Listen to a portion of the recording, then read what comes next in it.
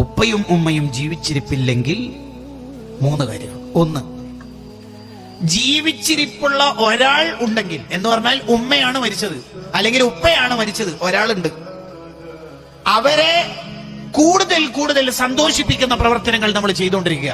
എന്നാൽ മരിച്ചുപോയ ആളെ കൂടി അതൊരു സന്തോഷിപ്പിക്കലാവും. ഇവരെ കൂടുതൽ സന്തോഷിപ്പിച്ചാൽ അതുകൂടി മേക്കപ്പ് ചെയ്തു പോകും എന്ന് ചുരുക്കം. ഒന്നതാണ്. ഉമ്മയേ ഉള്ളൂ, നല്ലോണം സന്തോഷിപ്പിക്കുക. ഉപ്പാനെ കൂടുതൽ സന്തോഷിപ്പിക്കാനൊന്നും കഴിഞ്ഞിട്ടില്ല.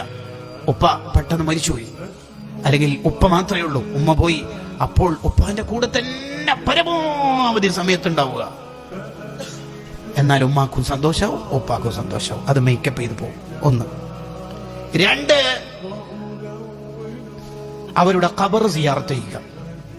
അത് അവർക്ക് വലിയ സന്തോഷമുള്ള കാര്യമാണ്.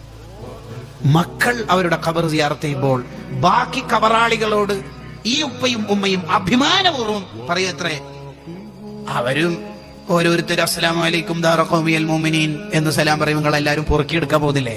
ഞാൻ അങ്ങനെയൊന്നും പോകുന്നില്ല. എനിക്ക് സ്പെഷ്യലായിട്ട് വേറെ തന്നെ വരുന്നുണ്ട്, എൻ്റെ മോന് കൊടുത്തയക്കുന്നുണ്ട്. നമ്മളാകുന്ന മക്കൾ ഉപ്പാക്കും ഉമ്മാക്കും അഭിമാനിക്കാൻ പറ്റുന്ന മക്കളാവണം. 2.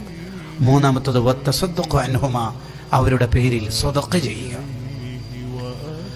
മരിച്ചുപോയവരുടെ പേരിൽ സ്വതക്ക ചെയ്യുക. ഇന്ന സ്വതഖത തസിലു ഇലാ മയ്യത്തിൻ ബിലാ ഖിലാഫിൻ ബൈനൽ മുസ്ലിമീൻ. ഇമാം നവവി റഹിമഹുല്ലാഹ് ശറഹ് മുസ്ലിമിൽ പറഞ്ഞല്ലോ, മരിച്ചുപോയവരുടെ പേരിൽ ചെയ്യുന്ന സ്വതക്ക അവർക്ക് ഉപകാരപ്പെടും എന്ന വിഷയത്തിൽ ഒരു മുസ്ലിമിനും എതിരഭിപ്രായമില്ല. വഹാബിനെ കുറിച്ചല്ല പറയണത്, ഒരു മുസ്ലിമിനും എതിരഭിപ്രായമില്ല. ഇന്ന സ്വതഖത തസിലു ഇലാ മയ്യത്തിൻ ബിലാ ഖിലാഫിൻ ബൈനൽ മുസ്ലിമീൻ. നൂറ്റാണ്ടുകൾക്ക് മുമ്പ് ഇമാം നവവി റഹിമഹുല്ലാഹ് അവിടുത്തെ ശറഹ് മുസ്ലിമിൽ എഴുതി വെക്കുന്നുണ്ട്.